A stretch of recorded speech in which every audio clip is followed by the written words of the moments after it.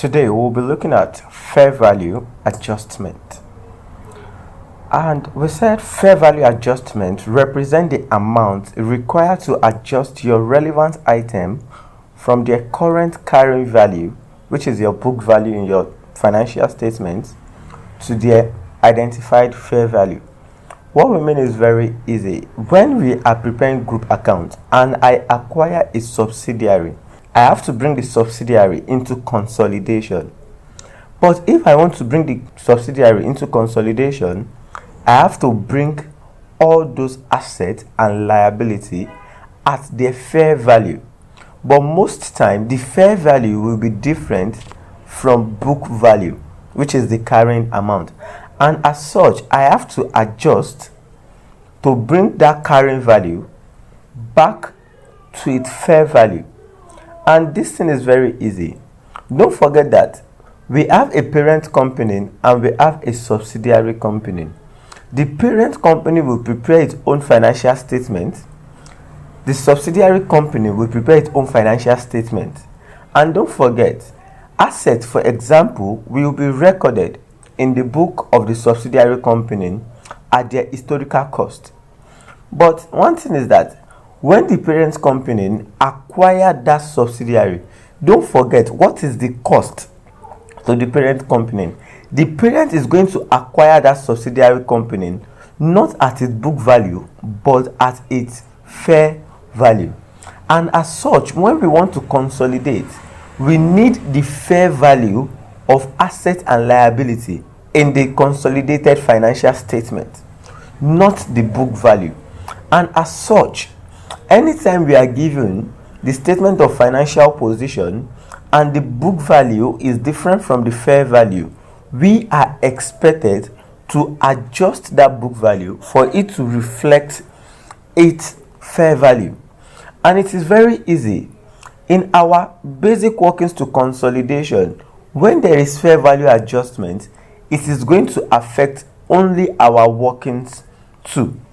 In our workings too, in our previous video, we said we prepare our net asset of the subsidiary. We show it at the date of reporting and same thing at the date of acquisition. And we said the difference between the two dates give us our post-acquisition profit. We'll bring our share capital here. We'll bring all our reserve, which you already know before. Now, when I have done this, I need to now do fair value adjustment. Sometimes it can be land, which is a non-depreciable land that is not in consolidation. It can be PPE. Another one that can come here is brand, because most time when you develop your brand yourself, you cannot put it into your financial statement. So there is higher probability that the subsidiary have a brand that is not even on the face of the financial statement. And as such, something like that has to be brought into consolidation because we acquired this company already. That brand is part of its assets. So things like that happens whereby some assets are not on the financial statement. We have to bring it in. Some assets are on the financial statement but at book value. We have to bring it in. And now what will now happen when I want to do my fair value adjustment? I bring that land, the value that is not on the financial statement. Don't forget, it is non-depreciable land, so there won't be any depreciation. Again, we can have PPE. But most time, when you have your PPE, now, let me give a simple scenario. You are carrying your PPE in your financial statement at 10 million, whereas the fair value is supposed to be 12 million. You will have been calculating depreciation on that 10 million. Whereas you're supposed to have been calculating depreciation on 12 million. So with certainty, we can see that the depreciation you are charging will be less than the original depreciation you have to be charging normally, assuming you have been using 12,000. So as such, you have to calculate additional depreciation on that excess figure. Very easy. Same thing too.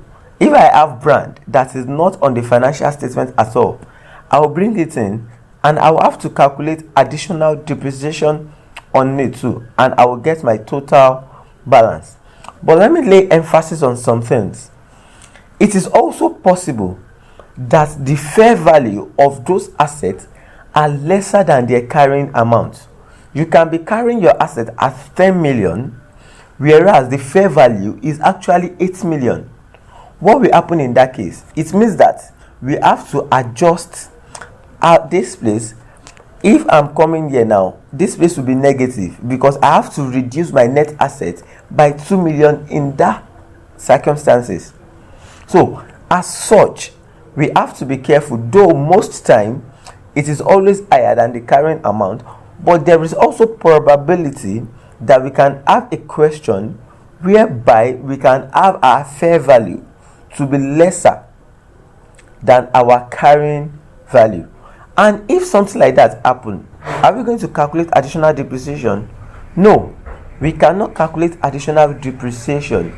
And why can't we calculate additional depreciation? Because the depreciation we are charging initially is actually more than what we're supposed to charge.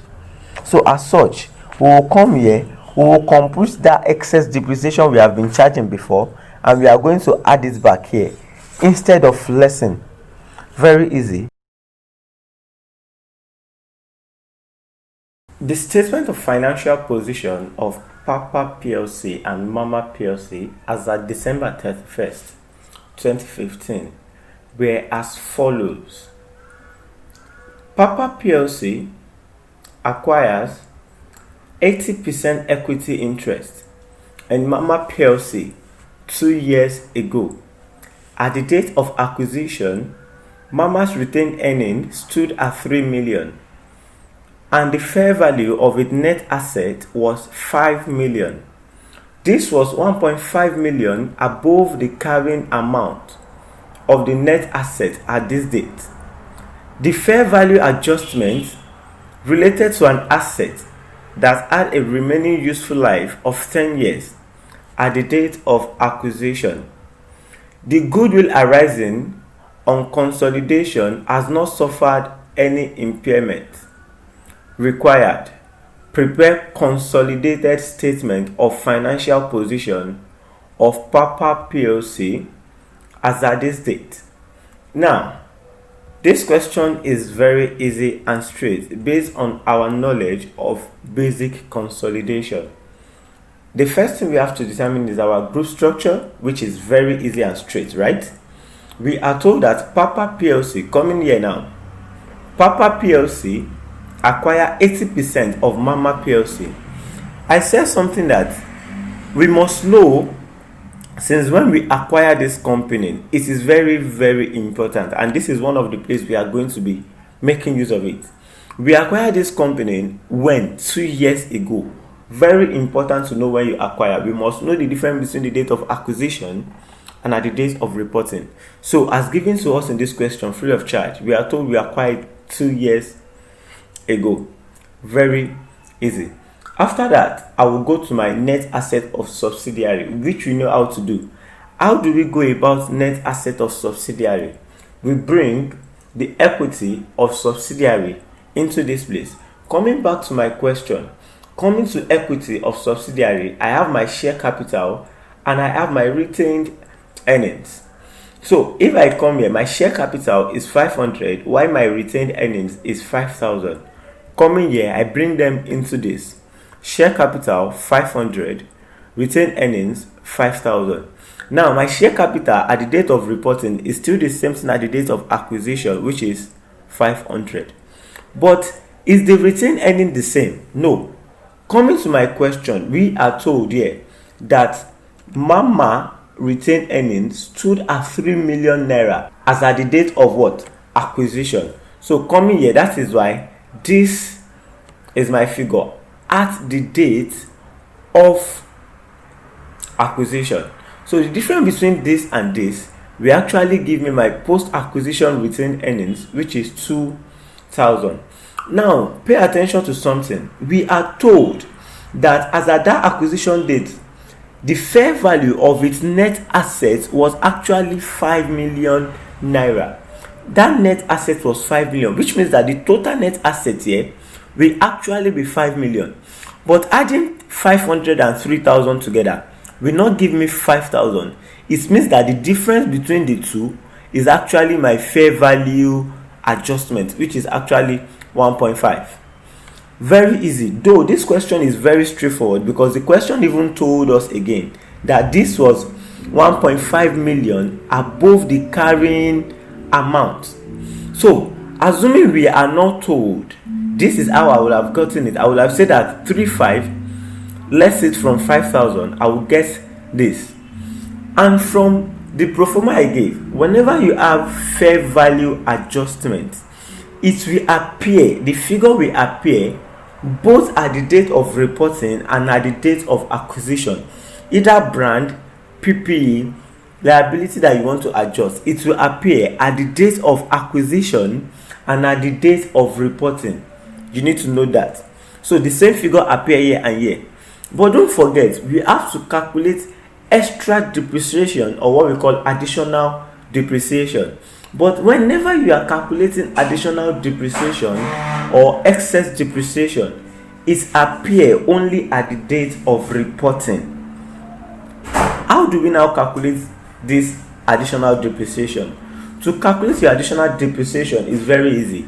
You pick the value of your adjustment, which is 1.5 in this case, divided by the estimated useful life remaining. The question we always give you, we are told that it has 10 years left. Look at this.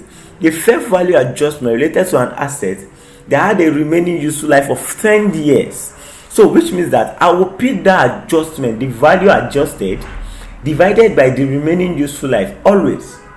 So divided by 10 years in this case. If it is 5 years you are given, divided by 5 years. If it is 6 years, divided by 6 years. So I divide it by the number of years remaining, multiply by 2 years. The question you will ask me is, where is this 2 years coming from? I told you, whenever you are doing your group structure, you need to know which time you acquire your subsidiary. We acquired this subsidiary 2 years ago. So which means that they have been using wrong value in the computation of this account since 2 years ago. And since I am adjusting, I have to calculate depreciation for 2 years. So if we acquired this company 6 months ago, what will you do here? Multiply by 6/12, which is 6 months.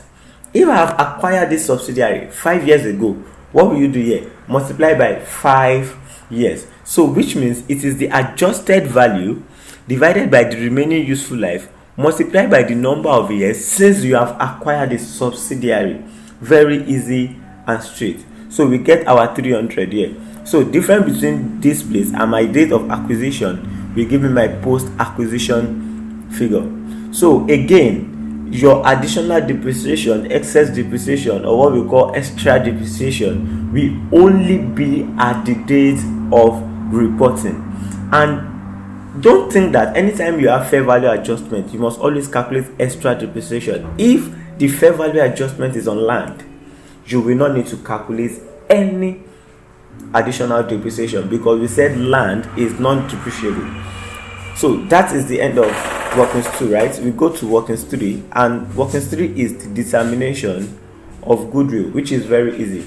To determine goodwill, we said we bring the fair value of consideration transferred by parents, and coming to the financial statement here, you can see we are told under Papa PLC, investment in Mama PLC is 5 million naira. So coming here now, fair value of consideration transfer is 5 million. Add your non-controlling interest. I told you in our last video that when the examiner didn't give you the share price of the subsidiary, it means that you have to use your proportionate method. And how do we calculate our proportionate method? We said we multiply the percentage holding by the non-controlling interest. The percentage holding by the non-controlling interest multiplied by the net asset of subsidiary at the date of acquisition.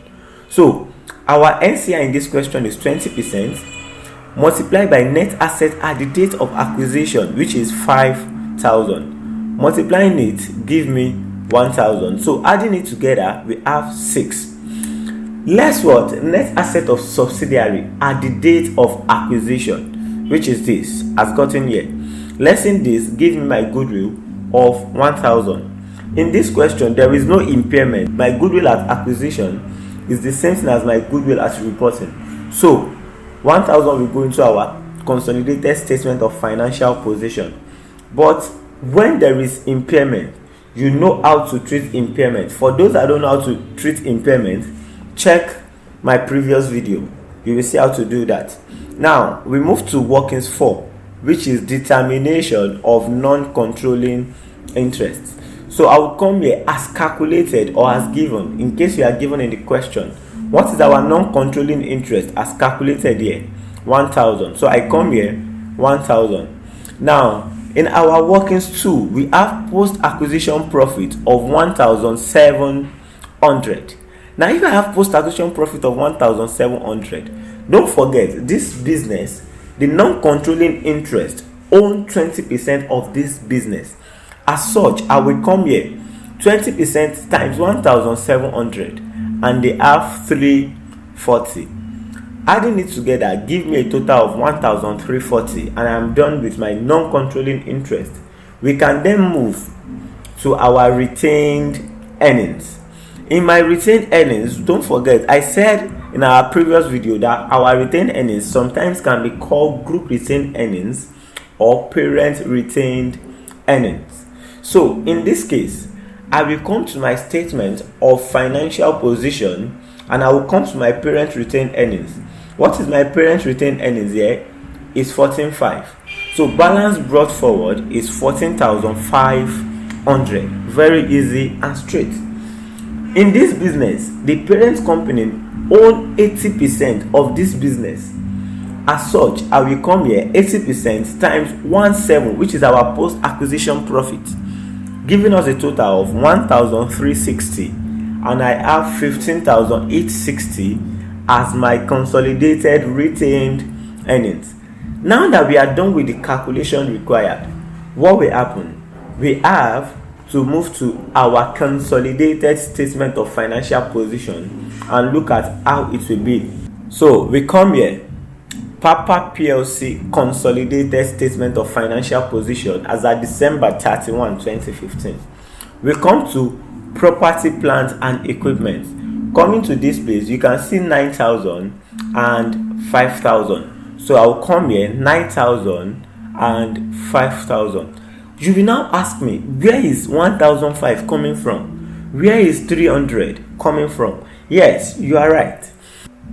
We are told that we have to adjust the asset of the subsidiary by 1.5 million, right? This 1.5 here is the adjusted PPE.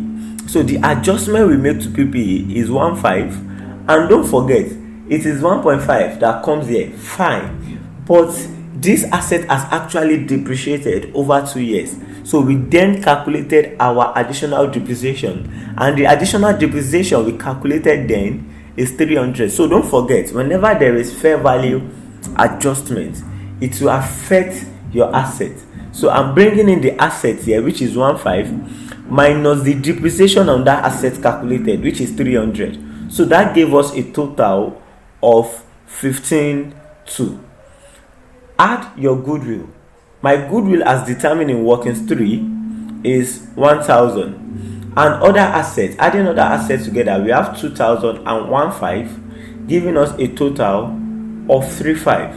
And I add it together, giving me my total asset of 19,700. Cool. We then move to equity and liability, right? Under equity and liability, in every video I repeat, you don't consolidate the equity of the subsidiary. So as such, I will come here, share capital 500. I will come here for parent alone, add retained earnings. Don't forget, in our workings 5, we calculated our retained earnings in our workings 5 to be 15,860. Bringing it here, adding it together, give me a total of 16,360. Don't forget, we add our non-controlling interest, and our non-controlling interest was actually calculated in workings 4, which is my note 4, giving me a total of 1,340. And as such, I have my total equity to be 17,700. Cool. I then come back to my question. Checking there, I have other liabilities, which is 1,000 and 1,000. So adding other liabilities together, I have a total of 2,000, giving me a balance of 19,700. And that is the end of this question. Thank you for watching this amazing video. Don't forget to subscribe to my YouTube channel. Thank you.